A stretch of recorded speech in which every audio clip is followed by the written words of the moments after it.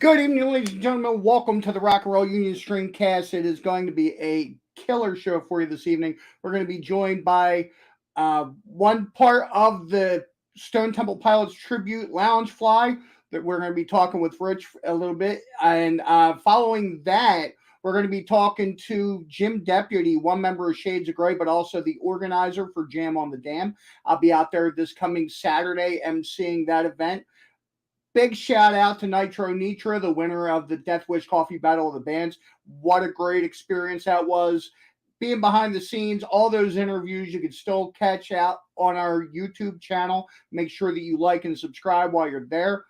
Big shout out to our sponsor, Rosenfeld Dental Associates, located at 1095 Inman Avenue in Edison, New Jersey. Go rock your smile with the Rock Doc, Dave Rosenfeld, nominated one of the top dentists in Jersey for 2023. Mention CT or Rock and Roll Union, you'll get a great discount on your first booking there.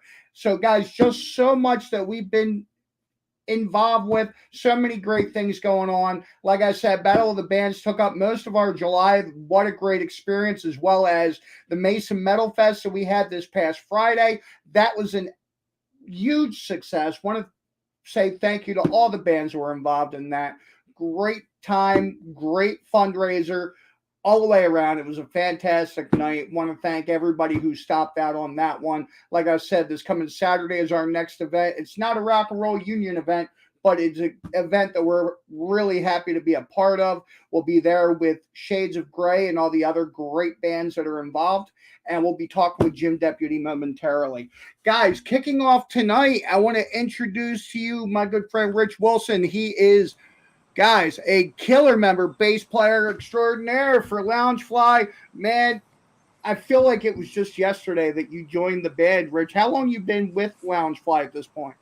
So I first met the guys like right after all of our lives ended temporarily in 2020. So just about a month or so into the whole pandemic lockdown situation, I just ran across a post saying STP tribute band Jersey, Philly, looking for a bass player. And I had actually done an STP thing about a decade beforehand, and I've always been a big fan. So I was like, hadn't been playing live for a couple of years. Knew it was going to be some time before it got going again anyway because of the pandemic. Yeah. But so my audition was actually sending them YouTube videos of me nice. playing 7 STP tunes, and it was 2 or 3 months after that before I even got in a room with the guys in person because we were all being so careful still. So it's been about 2.5 years now, I suppose. Hard to believe. Or 3 years. 3 years outside of that pandemic, man. Time flies. It seems like forever ago and 5 minutes ago at the same time. Yeah, I feel that. And I watched you guys in that time period. I mean, I go back with Ira and Brian a ways back and remember them just starting out. But I've also, within those 3 years coming back out of COVID, watched as you guys played some smaller venues. And now you guys are killing it. You guys just play Ram's Head live. I was talking to Ira Saturday night. He was saying how, and I saw the videos. It was packed. Now you guys are playing all over the place. You've played so many different states, so many different venues now. And how does it feel this far in now? Like, we actually talked about that really recently. How even though I joined the band back in 2020, we kind of don't consider the band to really have formed in the way it is until Scott came on guitar about 2 years ago, and our first couple of shows were at some great local Philly places that we still love, Sweeney's, Tom and Jerry's, places like that. And within, just like you said, just a couple of years, we went from those bar gigs to playing lots of nice theaters, big venues, where we're getting treated really good by some really nice professional people, and it feels good for sure, man. We've been having a great time with it and meeting a lot of nice new people on the road. You mentioned Baltimore, that the people down there are great. So it's a good rock and roll town. We've been finding out, and making a lot of friends, and bringing the big show to Philly. soon. So What is the date on that? This is World Cafe Live.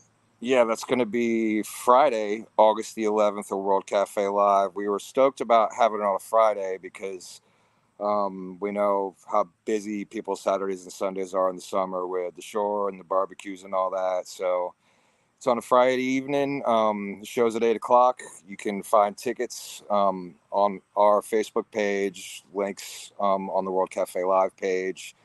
And it's selling pretty well. And it's the first time we've brought this big show after working on it for a couple of years back home. So that's super exciting for us for sure. So, who is?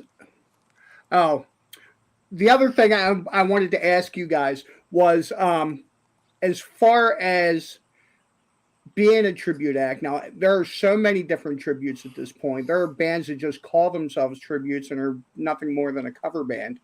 And then there's bands like yourselves that do it the right way and really go through painstakingly learning the music, learning the nuances, and everything that goes with it. I've even seen like some of the footage that you guys just put out on your Facebook page as far as crowd participation, getting the crowd involved.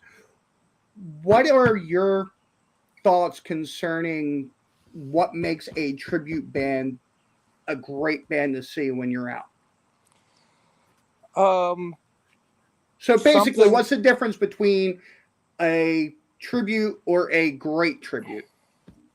Well, yeah, there are a lot of them out there, and we try to put out this idea that it's all cool for everybody to be doing what they're doing. If you love the music, more power to you. Go out there and play it. But when you buy a ticket to go see a show in a legit concert venue, you're expecting a little something more, an experience. So we put together these great 3-band bills where all the bands kind of, whether or not, if you're a fan of one, you might not be a hardcore fan of the other, but you're going to be able to dig what you're hearing the whole night through. And just that difference between a bar show and a concert. If you're a big live music fan, I think you know that instinctively, you Yeah. know. But one thing that we take a lot of pride in is really paying attention to the things that STP did live.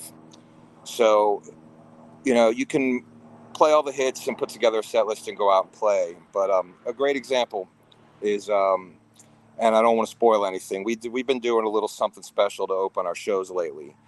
And we had a guy come up to us at Rams Head in Baltimore the other night. And he's grabbing me going, man, I saw STP 38 times. And there was this one festival in 2002, and they did that right there. And when you guys came out and did it, I had goosebumps.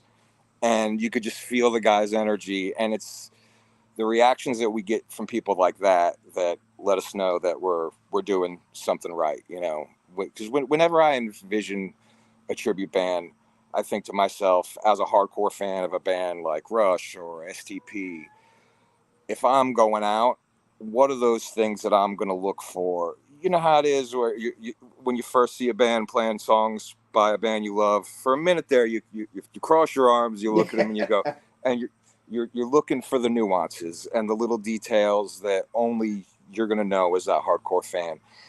And I think that's always really important to us. There'll be live versions of a song where Weiland sang a vocal melody different, and Brian will do that. And if you're a hardcore fan, you'll go, wow, these guys are paying attention. And those are the little moments. It's all about the moments, throughout a show where you'll see something unique and say, okay, these guys really put the time in and paid attention. Oh yeah. So it's about preparation, paying attention to what the artist did, and not treating it like you're just up there trying to get through the music, entertaining, learning the music so well that you can almost forget about it, focus on that audience, engage with them, and make sure you give them their money's worth every time. Now we live in a day and age where there seems to be a tribute band to every band ever, and as far as like you guys, Five or 10 of them for every band ever. it's insane.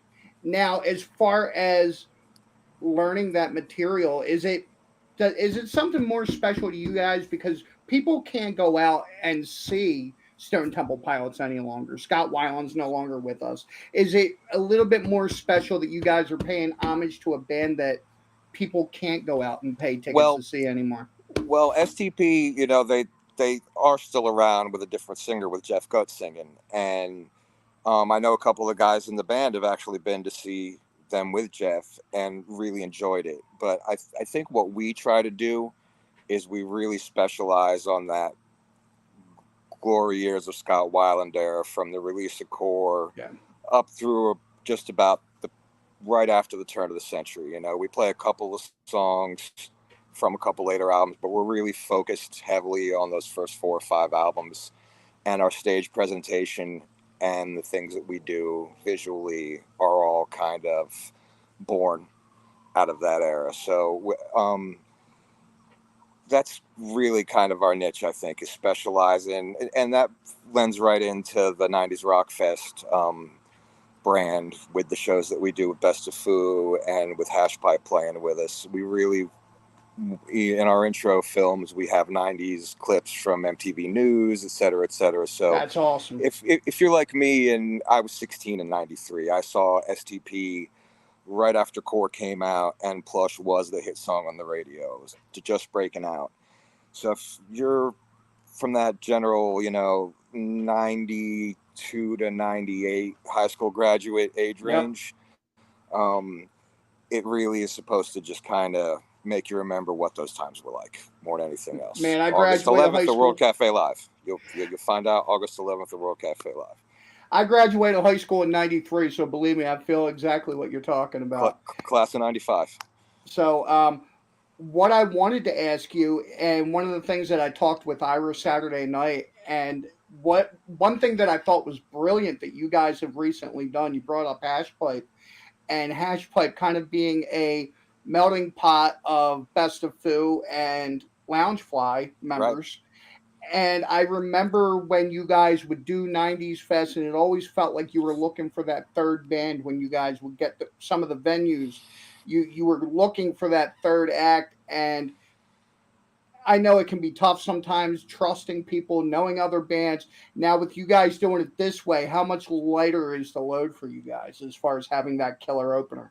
It's been a real dream, like right from, you know people can either be great to work with or not, but regardless of whether they're going to be great to work with or not, if you have a kind of an organization of this 9 musicians that we have in these 2 bands, and we have a lot of experience over probably at least a couple of dozen events together now, where we know each other real well, everybody's tendencies. So by not adding more personalities, more needs, more quirks to the whole thing, that helps keep it smooth right off the bat, for sure.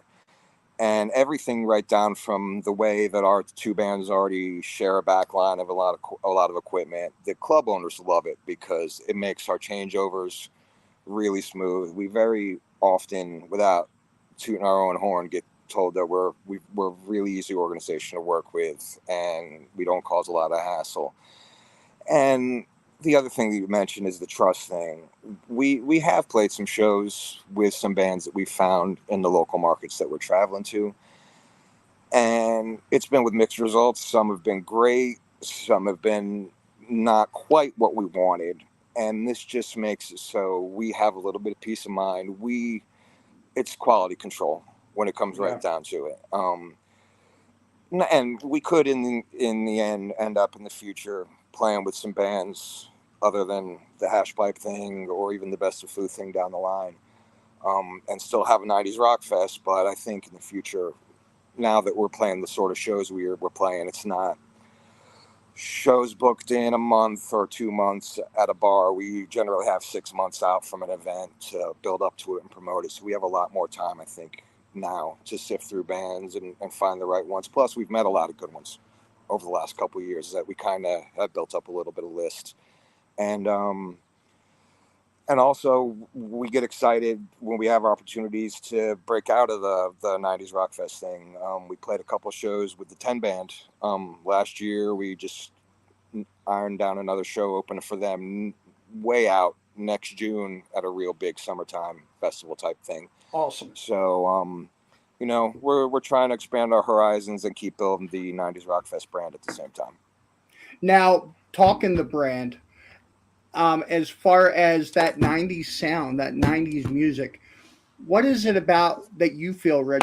What about that '90s music is still resonating with people, or is still bringing the people to the show? What is it with that '90s music? Well, it's funny you mentioned that because I had a little bit of an eye. It might have been somebody in the Rock and Roll Union group actually shared a post about it was a long, I don't know, maybe it was you. Tell me if it was. Shared a long list of bands. It's like these are bands that have all become relevant since 2000. And there might have 30, 40, maybe 50 bands. I said, tell me what you think of all of them. And I went down it and I kind of went, I frowned a little bit. And I think what I said was, I adore Mastodon and Queens of the Stone Age, but I could leave the rest. Yeah, So right. there's a lot of people that might feel the same way I do, that, when I was just coming out of high school, I saw STP with Butthole Surfers. Then that same fall, I saw Primus, I saw Nirvana, I saw Beastie Boys within that year. I saw Smashing Pumpkins, Torn for Siamese Dream. It was just all coming at you, and there were so many bands. And I think I at least feel like I haven't been able to add as much to the group of bands that I loved over the last 20 or so years. You might not feel as nostalgic if you'd have fallen in love with 20 other bands Right. between now and then, but in a way, it's kind of making folks who feel the way I do go, this brings me back to a time when there was a little bit more of that rock and roll spirit, a magic Yeah. about live music. It didn't feel so artificial, I guess, by the numbers Yeah. and like a product. So I think there's always going to be a nostalgia for great music from when people were young. I'm sure I'm overlooking what the young people are into now, and I think that's just part of the process. My folks and my aunts and uncles were looking at me listening to STP and Nirvana back in '93, like, what's that noise? Yeah.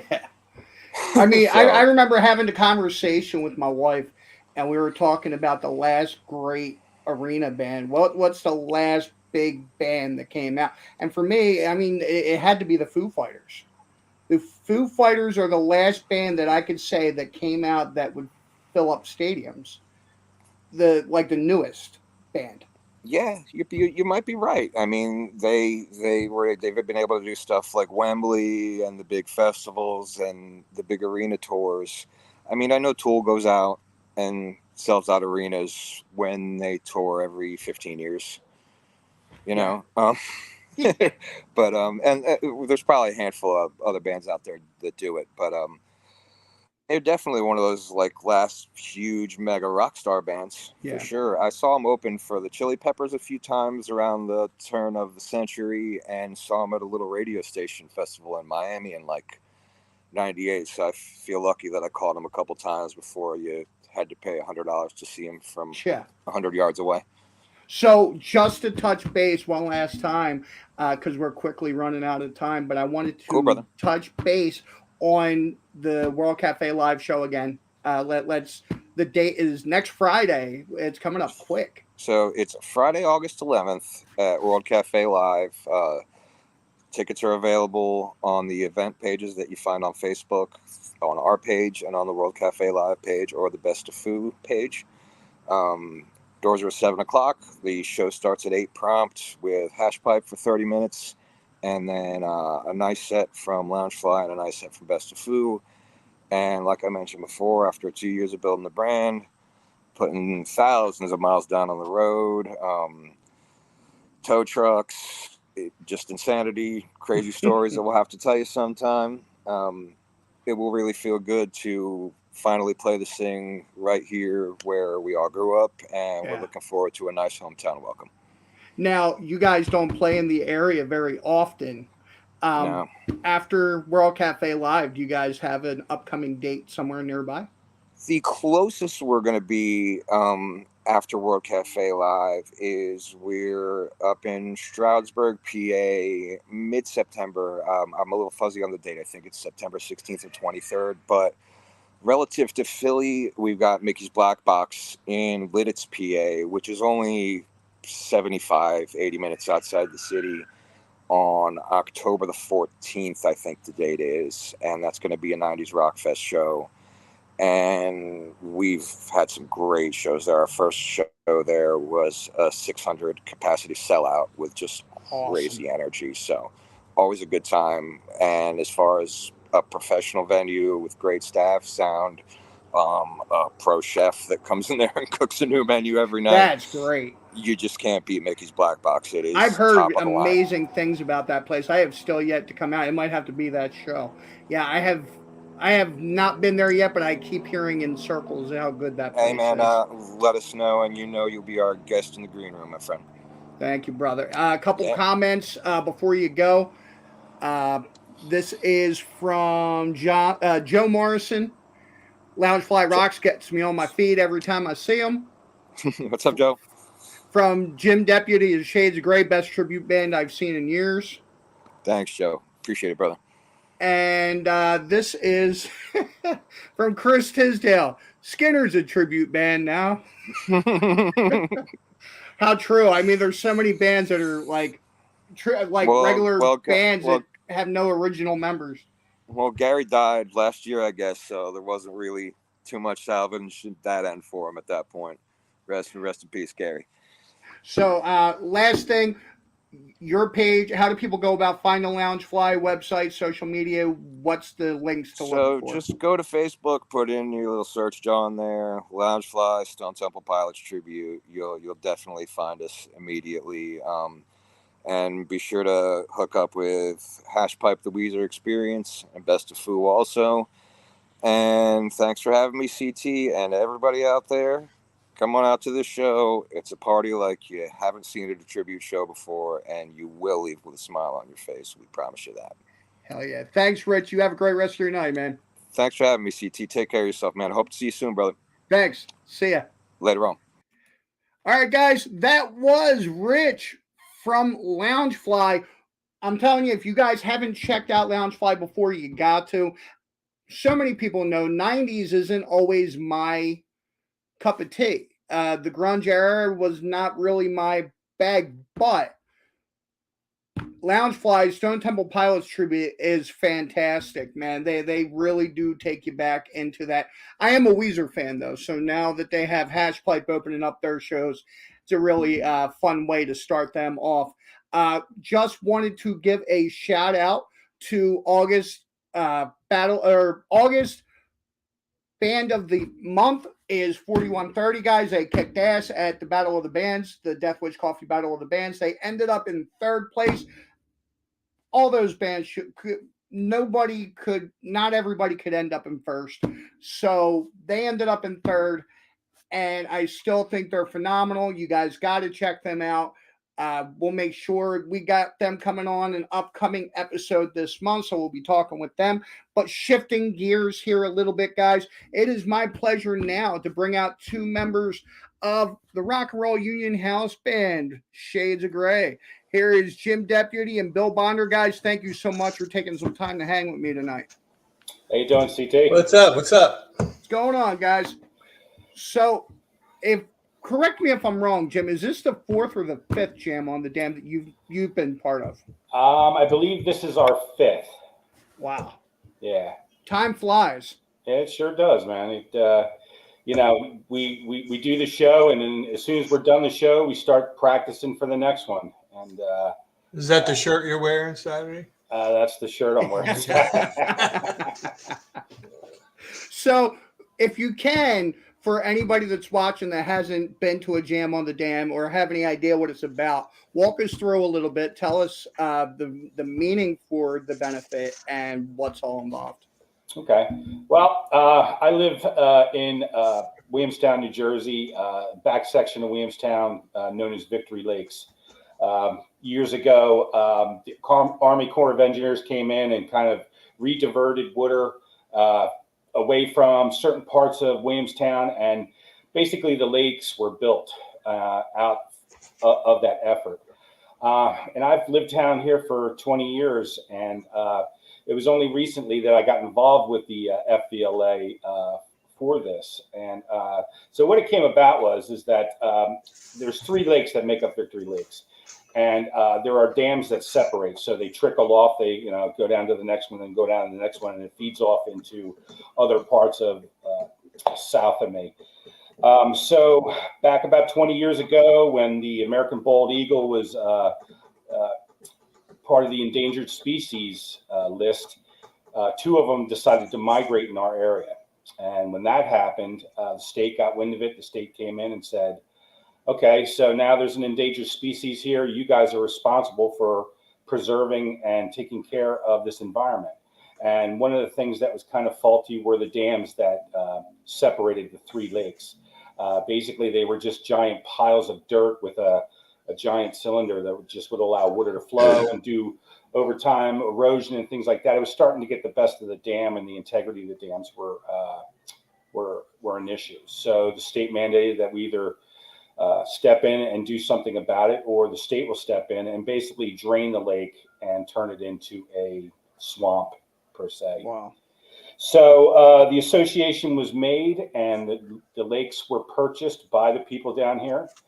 And over the years, through donation and dues and things like that, we have been able to secure a loan for the dam, and to the tune of about $1 million, which is pretty much due every month. So, and it's been a voluntary thing. So we've asked people to try to contribute, preserve the area, and it's been tough. Let's put it that way. We barely get enough to cover the payments of the dam, and there's other things that are involved with this too.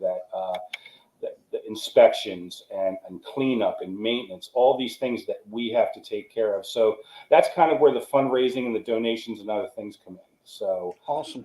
So about 5 years ago, we met up with we made some new friends here, and we went down to our first jam on the dam down there, and it was pretty atrocious.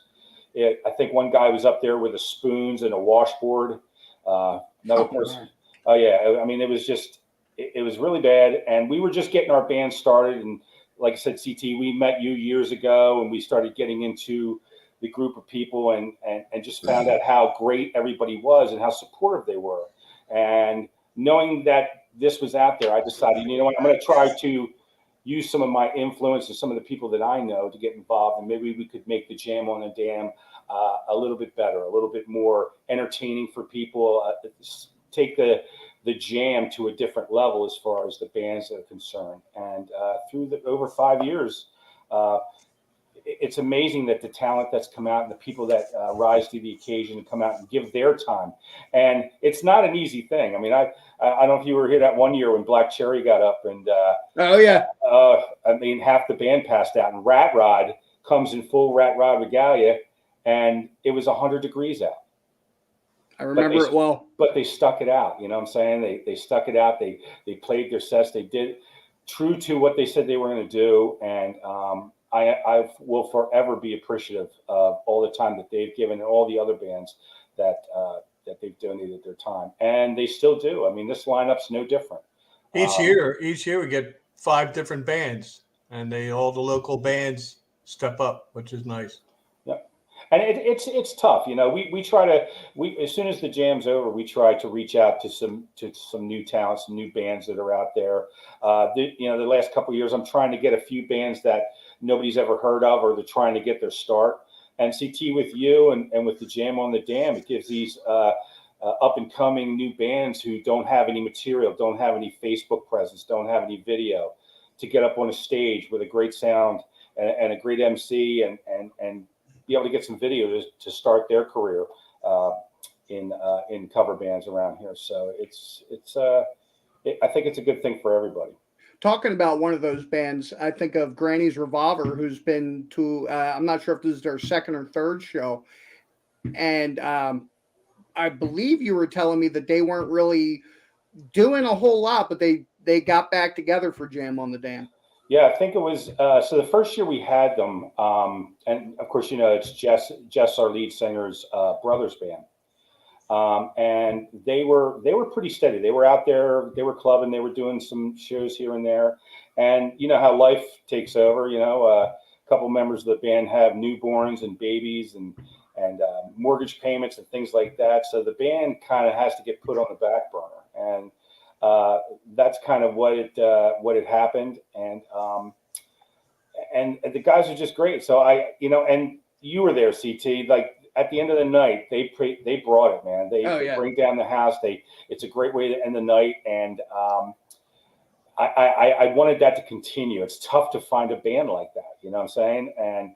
And these kids, every time I've asked them to end the show, they'll get back around. They get back together for one show, and our Jam on the Dam is their show. We have your drummer now with us. Here comes Bill. Hey, Bill. Hey, what's up? How are you, man? We're talking a little Jam on the Dam history, and the next thing I was going to ask you guys is I want to talk about this year's lineup. Now we know you guys are on the bill. Granny's Revolver is on the bill. Let's talk about that. How many bands this year, and what are we looking at? Well, we always try to do 5 bands, try to get everybody about an hour and 25 minutes up there on stage. My brother-in-law's band, Worldwide What, they're like a 90s grunge band. So you're going to hear some STP up there. You're going to hear some of the Alice in Chains stuff. You're going to hear some really great 90s music. Jailbreak, which I was really glad to get down. I've been a long-time fan of Tommy and those guys over in Jailbreak. I've seen them a ton of times, and I think they're just wonderful. And I just threw it out there on a whim to see if they would be interested. And I don't even think they blinked an eye and said, "Yeah, we're in." Unfortunately, Stage 3 had some issues, and they had to back out. So we actually have a little change. A band called the Bluefins. Which I'm not going to say anything, CT. I want your opinion when you hear them. I think I want to hear this band.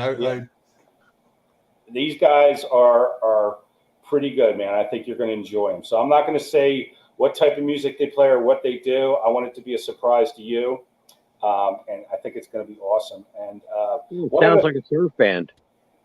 I'm going to leave it at that.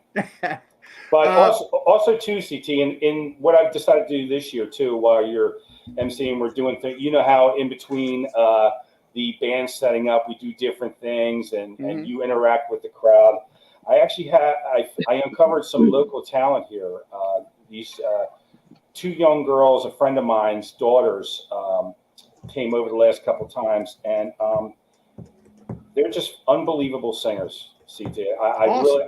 So what I'm going to do is they're going to do a duet, and each of them are going to do a song in between sets.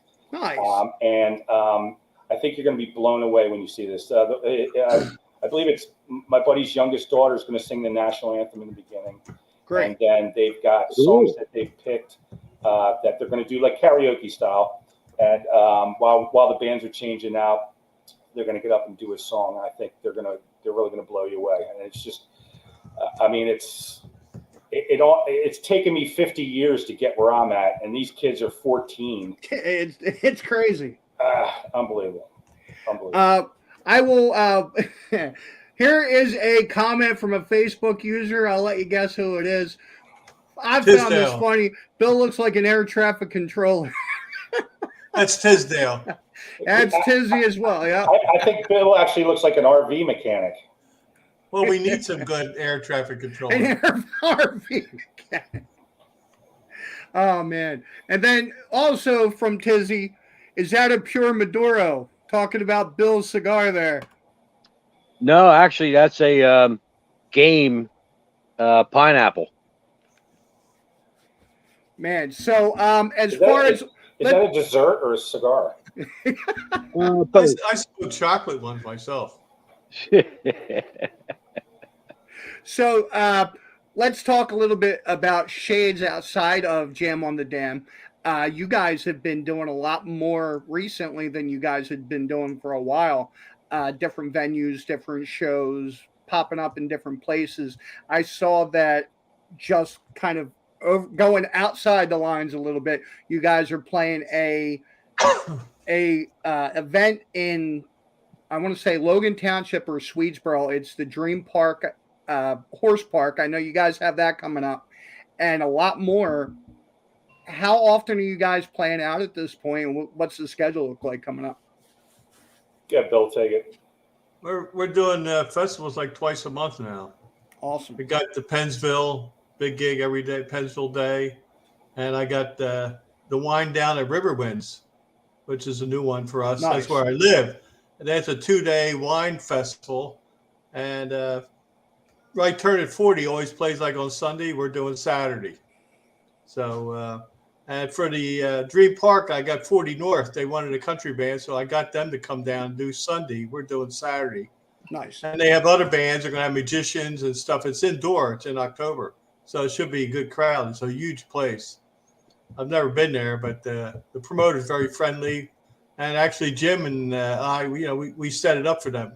Got the sound, got the lighting, the stage. Wow, awesome. Helped them out. They, you help them out, they help us out. So, and we do a couple bars. We did trios just to play there because everybody's been there but us. So now we've got our foot in the door, and then we play Southwood, a bar, just for fun. I know the owners. It's a little place, but we like it, friendly. It's tough for our band. We have 6 people in the band, so we're bringing a lot of equipment. We're bringing a lot of people, so we take up a little bit of real estate. So when you get into these smaller bars, it's really kind of tough. But we've been doing pretty good. I think we're all happy with the level of let's per se success that we're having. And we constantly have people calling us now. That's the thing, is that our thanks to UCT and to Bill and his persistence and just getting our name out there, we've gotten to the point where we've had to turn some gigs away, and that's never happened to us. And we're excited to say too, at the Jam on the Dam, we're constantly evolving with our music too. So we're bringing in new tunes, and we're trying. So the Jam on the Dam is going to have a slew of new material that we haven't played at the Jam on the Dam before. So we're excited about that. And it's funny that you brought that up, because that was actually the next thing I was going to talk about, was your development of some songs that you guys haven't played before. I saw you guys when you played the Shipyard in Pennsville, being surprised when you guys played Toys in the Attic.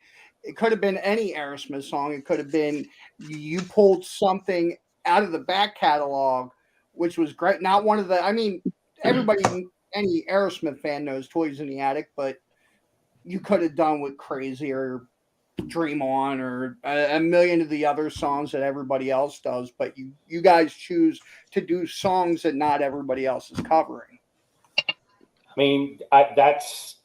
That's kind of always been our claim to fame. We try to do things that that nobody's done. So when you go to the bar, and like you said, you came up to me at that show and just said you were amazed that we played that, and we continue to do that. We'll all have these meetings and throw songs out there, and then somebody throw a curveball, and we'll go, oh, wait a minute, that might be classic rock beyond the edge, right? Yeah, beyond the edge. Yeah. So we're continuing to do it now. Like we don't have a keyboard player, but we're deciding to go into some songs that have keyboards and kind of make it our own. So we'll replace it with guitar, or we'll figure out our own version of that keyboard part that may be very distinctive. We'll put it on guitar, and we'll throw it out there, and we'll record it and listen to it, and band will either give the thumbs up or the thumbs down, and that's the fun of it too. Like we're not trying to do this as a job. We're trying to do it as much fun as the people are having. We want to have fun too. So the fun of it is learning new music, doing tunes that we haven't even thought of trying to do, and that's what keeps the excitement going for us. Just keep learning, and it makes us better musicians too, kind of with that versatility. Has there ever been a time for you guys where you tried a song out maybe once or twice and then just decided that just wasn't going, that just wasn't working for you guys? Have there been any kind of like throwaways for you? Yeah. Evanescence, Bring Me to Life. It's we've got it down, but there's absolutely no way to cover that intro on the piano. I mean, I don't care who the guitarist is. It'd be Yngwie Malmsteen. You can't cover that piano in the beginning. Yeah, You know, yeah. still trying, but you know, that's a really tough song to cover. Then the other one's the Paradise by the Dashboard Light. We Yeah. got that down 99%. We just never nailed it down. It's so 8 minutes long. But I think there's the only band that does that, I think, is Giuliano Brothers. Yeah.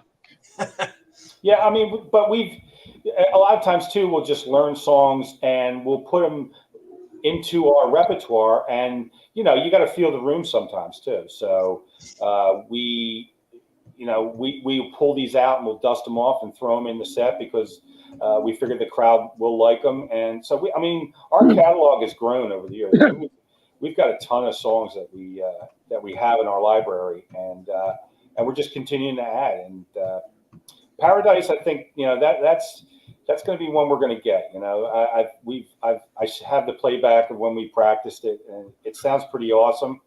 Vocally, everything sounds great. It's just that we reach that one point where somebody flubs it and we stop, and then we don't go back to it. Gotcha. Now I'm flying by the seat of my pants because I wasn't sure of who I'm bringing on the line right now, but we have somebody joining us, Lindsay. Hi, Lindsay. Hi. Hey, Lindsay. Was there anything you wanted to add to the conversation, or was there anything that you're joining us for? I wanted to talk about our annual fundraiser, the Jam on the Dam, that is coming up this Saturday. Yes, Lindsay, she's always the one that runs with me in between, man. I'm looking forward to working with you again. And Lindsay, as far as the music is concerned, or as far as an event is concerned, being somebody outside a band, what has the event meant to you, and how have you seen it change since the beginning? Yeah, so I feel like the bands have gotten better every year as they get used to the stage and everything like that, and playing for such a loud group. And what I really like most about the bands is the different types of music that Jim is able to gather together. There's a little bit of something for everybody. And then even what might not be for you, you're still having a great time and enjoying the music with everyone. Man, I'll tell you the one thing that has impressed me every year, and it's hard to find sometimes, especially in our circles, is how family friendly everything has stayed, and how that's been a mindset of Jim, yours, Lindsay, yours. It's been, no one's felt timid coming to an event. Nobody's felt like they were ostracized for any reason. It's just welcoming and family friendly. And has that been something that's meant a lot to you guys? Absolutely. Our Friends of Victory Lakes Association is a community organization, and the community, it encompasses everyone. It doesn't matter where you're from, what you believe in, what kind of music you like. We're just very welcoming to all, children as well. We want the children to feel comfortable and safe and entertained, and the parents can have a good time too. So this event really, it's more than just a fundraiser for us. It's also an opportunity for the community to come together. So, you know what, CT, and Lindsay has a heart of gold. So every minute that we take a break, she's totally focused on making sure that the kids get involved, that everybody has a good time, and I mean, it's just great. I mean, I do a tribute to a lot of the success for Lindsay's time that she spends, and just just what she brings to the table, and the environment that she creates at the Jam on the Dam. It's just really special. Man, so my question is this: how successful has this been for you guys, and how far along into? I don't want to talk dollars and cents, but how well is it getting paid back for what the benefits for? Yeah, so every year we get a little bit more money as the word gets out and people learn about the event. We are expecting our biggest crowd ever this year. We started advertising early. We have sponsors. Just a lot more information has been going out throughout the community about the Jam on the Dam. So I would say that we are successful. Usually this money is spent for our dam loan repayment, which is like a big deal back here. In the future, it's going to be for upgrades and just things to make the community better. So we're very hopeful this year that it's going to be our biggest year yet, but every year it does increase. It's going to be sunny and 85 Saturday. Yeah, it's gonna. The weather looks perfect. Can't beat that, right? Oh, and low humidity, I think I saw. You know, and CT, even you know, we've been fortunate every year. You know, we've always exceeded the dollar amount that we bring in, but it is also about the community, bringing the community together, bringing an awareness about our lakes down here, protecting the environment. I mean, it's just it's one big package, and the Jam on the Dam has done a lot to talk about that and to bring it to the forefront and for people to know about it. So when you talk to some people, even bands, and they know about the Jam on the Dam. Yeah. Now, Yes. now that you guys are going into, Jim, your 5th year of doing this, now you guys are building that legacy as far as the community is concerned. You're building something that families in the area can say they raised their sons on or their daughters on, and just a family thing that maybe they did every summer. I know it's one of the things that I enjoy. I brought my son when he was just born, and I'm bringing him again this year, and he's 4. So that means a lot to me. But is that something for people, for you guys who live there in that area? Is that something that you guys find worthwhile? Yeah, absolutely. So I love kids. I am planning a lot of games and entertainment for them, and we have prizes, so very family friendly. And it's great to be able to hang out and have a good time. Have your kids with you, know they're safe, know they're having fun and being entertained while you're being entertained at the same time. So that's one of the things we really pride ourselves on. You know, also too, CT, I mean, you know, we're on this planet for a short period of time, and these dams are going to be here forever. So knowing that we've put our mark on here, every band that comes out that has participated has touched this area and touched the lakes and been a part of the preservation of this area. So people from years to come are going to know about this. They're going to know that, you know, we put our mark on this. So that means a lot. I'm glad that I'm proud to say that I'm part of this organization, and that in some little way that we've contributed to this for a lifetime of enjoyment for people that are going to be here many years after I'm gone. Tell them We about have cheap sunglasses, Jim. What's that? Kid, tell about cheap sunglasses. Well, we've got something we're going to do during our set that we're going to get the kids involved. We're going to try to get all the kids to come up, and you know, Josh gets a little tired and playing guitar, so we're going to give him a break and bring some kids up and maybe find our new guitar player in Shaydes of Gray. Awesome. Now we have a great question here. What is the lineup, and what time can fans be there?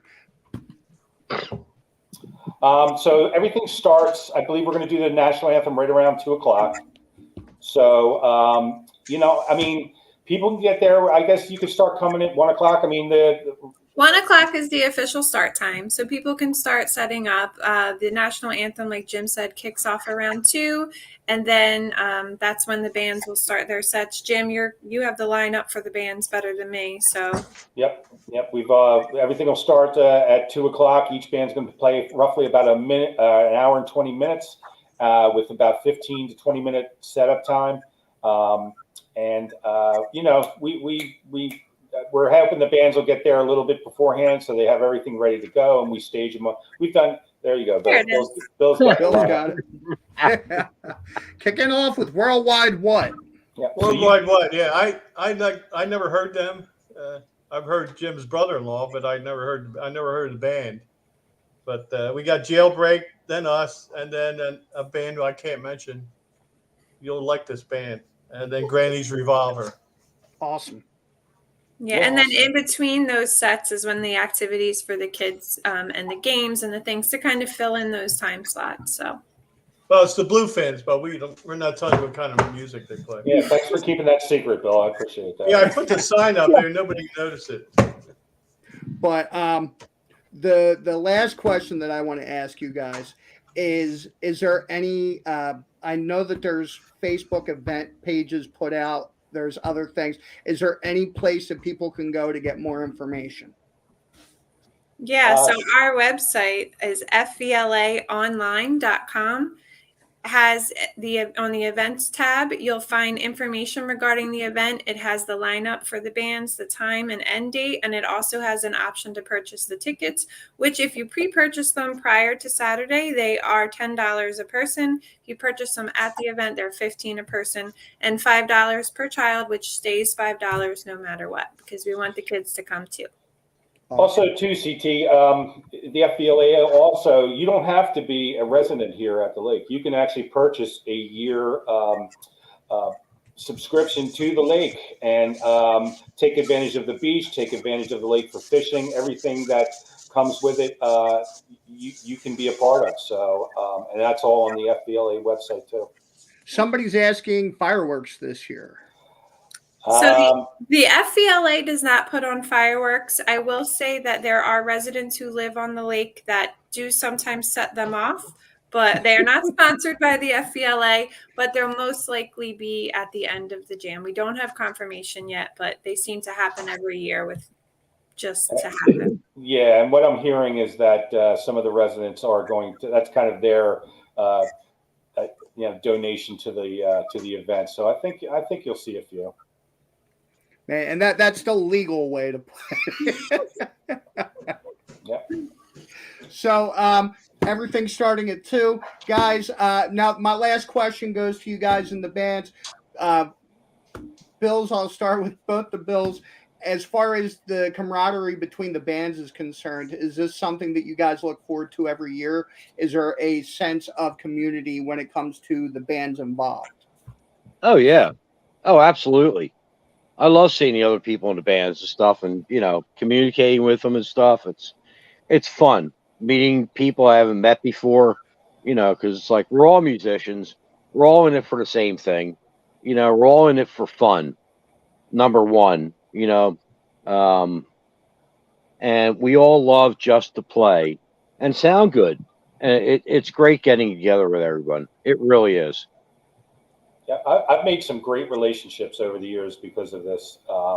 Made some really good friends with great musicians, and I continue to do so. That's just part of this community. And people branch off, you join other bands, do this, do that, but they always seem to want to come back and contribute to the Jam on the Dam. So it's definitely special. It's a great spot to be in. It's just a fun time. It just is. It's just fun. Now, I know I said that was my last question, but I have just one more. Is there anybody that you guys would like to mention that maybe doesn't get acknowledged, or people working behind the scenes to get this event together? Anybody else that we should be giving our attention to?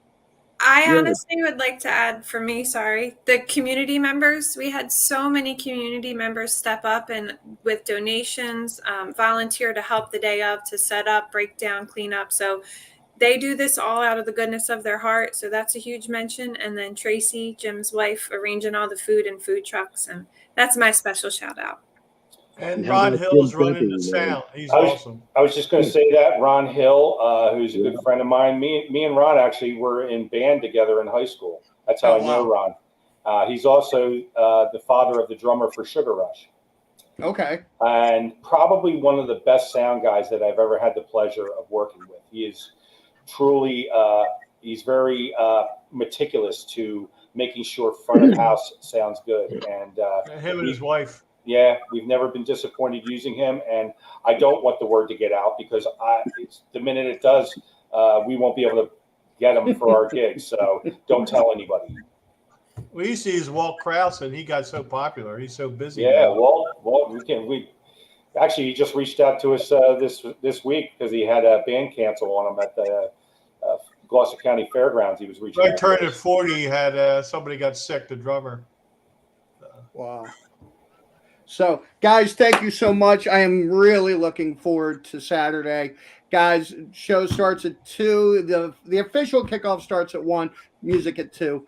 And, guys, thank you. Thank everybody for being here. Lindsay, Bill, Bill and Jim. Thank you so much. And CT, thank you again for just your participation in this platform to help us get the word out and everything you've done for us. We do appreciate it. Thank you, brother. Man, you're the stuff. You're the stuff, CT. Thank you for having me. Always, guys, you're always welcome here. I'll look forward to seeing you guys on Saturday. All Have right. a great night, everybody. See you then. You too. All right, guys, that was Shades of Gray and Lindsay. I was running side by side. I usually run side by side with Lindsay. She does a phenomenal job with the kids that are involved. Does all the contests, and she's just a great person all the way around. Shades of Gray being the house band for Rock and Roll Union. We've been friends for years at this point. Really looking forward to it. Make sure you get out to Jam on the Dam. Liberty Lakes, Williamstown, 1 o'clock is the start time. Get set up, 2 o'clock starts the music, and we're going into the night, guys. The lake's there for swimming, sunny and 85 degrees. You can't ask for more. Guys, just another big shout out to 4130, the Rock and Roll Union Artist of the Month. Also wanted to say, make sure that you guys are on board with what we're doing. Not this Saturday, even though you should be there this Saturday for Jam on the Dam, but next Saturday as well for our first time at Sweeney's 90s night. It's going to be a great evening, including the debut of an Alice in Chains, brand new Alice in Chains tribute band, Wood. It's going to be a fantastic evening. You guys do not want to miss that one either. So, guys, thank you so much for taking time out of your schedule to watch us. Remember, all the shows are available on Spotify. If you look up RNRU, we're on YouTube. Please subscribe to the channel. And as always, we are on Facebook. I feel like this is the majority of where everybody watches us from. But until next time, guys, don't just leave it. Leave it better. Have a good night, everybody.